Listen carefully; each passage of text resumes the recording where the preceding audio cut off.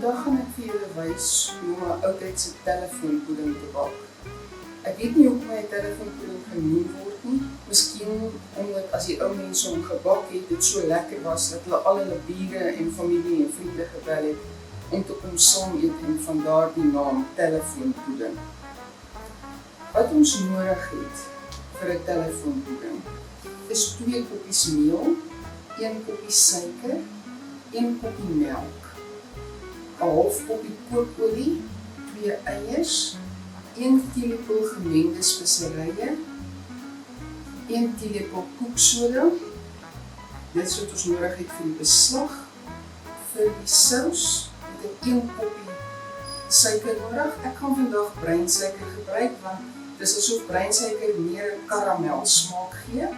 En 3 koppies kookwater wat nog in my ketel staan wat ek sommer die rekkie gaan ingooi en dan met die suiker meng. Om te begin gaan ek die eiers ingooi. En met die eier geel eier. Dan gooi ek die kookolie in.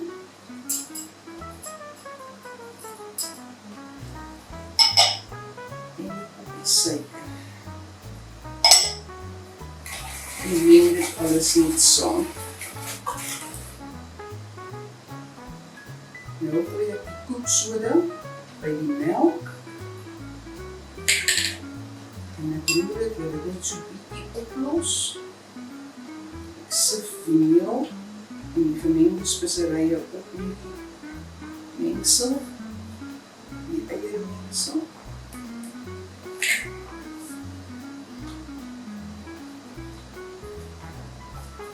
En dan begin ek dit roer en gooi die melk so bietjies vir bietjies by.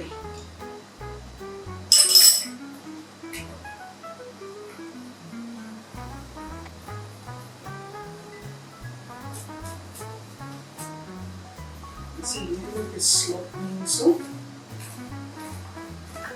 En nou maar net dat die meel gemeng is. En die eiers nie. Nie te veel roer nie. Nou die koppies kookwater.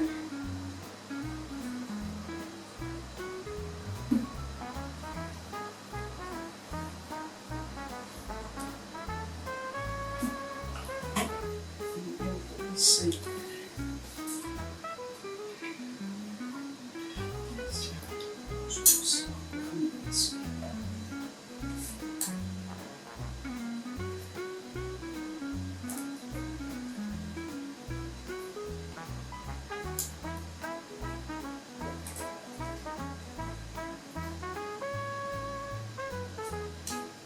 Nou gaan ek dit in die oond sit. Ek gaan 'n oondpan onder sit wat as die sous sou oorkook, dat dit nie in my oond is nie, maar wel op die pan. By 150 grade vir 1 uur, dan behoort hy reg te wees. Nou, die oond het gehol, die koek is definitief gaar, maar hy dryf bo op die sous. So ek gaan nou van die sous skiep en hom hier in die bookkant gooi.